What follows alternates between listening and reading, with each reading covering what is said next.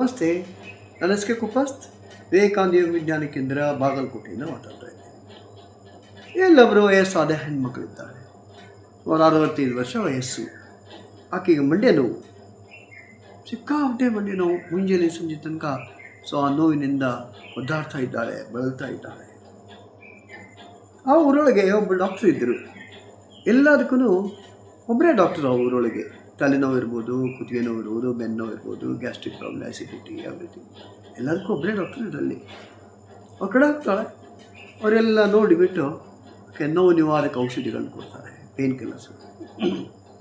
ಬರ್ತಾಳೆ, ನೋವು ನಿವಾರಕ ಔಷಧಿಗಳು ತಗೋತಾಳೆ. ಸ್ವಲ್ಪ ಕಮ್ಮಿ ಅನಿಸುತ್ತೆ, ಆದರೆ ಮತ್ತೆ ಪೂರ್ತಿ ನೋವು ಹೋಗಲ್ಲ. ಮತ್ತೆ ಡಾಕ್ಟ್ರ್ ಕಡೆ ಹೋಗ್ತಾಳೆ. 2-3 ಸಲ ಹೋದಾಗೆಲ್ಲ ಪೇನ್ ಕಿಲ್ಲರ್ಸ್ ಕೊಡ್ತಾರೆ. ಆದರೆ ಅದೇ ಹೊತ್ತಿಗೆ ಅವರು ಸ್ವಲ್ಪ ವಿಚಾರ ಮಾಡ್ತಾರೆ, ಏನದು ಇದು ದೈಹಿಕವಾದಂಥ ಕಾಯಿಲೆನಾ ಅಥವಾ ಮಾನಸಿಕ ಕಾಯಿಲೆನಾ? ಸೊ ಇದು ಮಾನಸಿಕವಾಗಿ ಬರತಕ್ಕಂಥ ಸಮಸ್ಯೆ ಅಂತ ಹೇಳ್ಕೊಂಡು ಆಕೆಗೆ ಏನು ಮಾಡ್ತಾರೆ ಅವರು, ಸ್ವಲ್ಪ ನಿಂದ ಬಾಯಿ ತೋರಿಸಮ್ಮ ಅಂದರು. ಆಕೆ ಬಾಯಿ ತೆಗೆದು ತೋರಿಸ್ತಾಳೆ. ಅದೆಲ್ಲ ಆ ಕಡೆ ಸ್ವಲ್ಪ ಎಲ್ಲ ಹಲ್ಲುಗಳನ್ನು ನೋಡಿ, ಇನ್ನು 3 ಹಲ್ಲುಗಳು ಭಾಳ ಅದ್ರಾವ.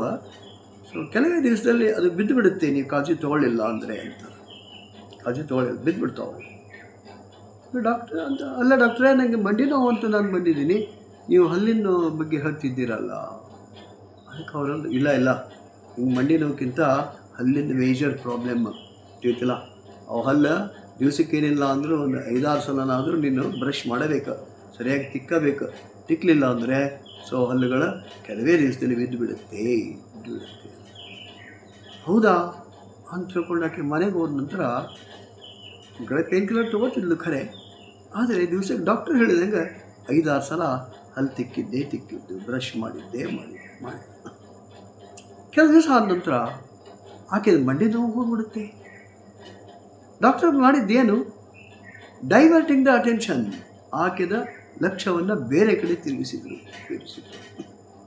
ಅಂದರೆ ಆಕೆ ಮನೆಗೆ ಬಂದವ್ರ ಇದ್ರಿಗೆಲ್ಲ ಹೇಳ್ತಾ ಇದ್ಲು, ನನಗೆ ಮಂಡಿ ನೋವು ಅದರಿ, ಇಷ್ಟು ಯಾರ್ಯಾರು ಬರ್ತಿದ್ದಿಲ್ಲ ಅವರೆಲ್ಲರೂ ಬಂದು ಆಕೆ ಕಾಳಜಿ ಮಾಡ್ತಿದ್ರು. ಸೊ ಏನಾಯಿತು ಅಂತ ಅವರಿದ್ರಿಗೆಲ್ಲ ಹೇಳೋದು, ಇಷ್ಟೆಲ್ಲ ಮಂಡಿ ನೋವಿದೆ, ನೋವು ಭಾಳಿದೆ, ಕಡಿಮೆ ಆಗ್ತಾಯಿಲ್ಲ.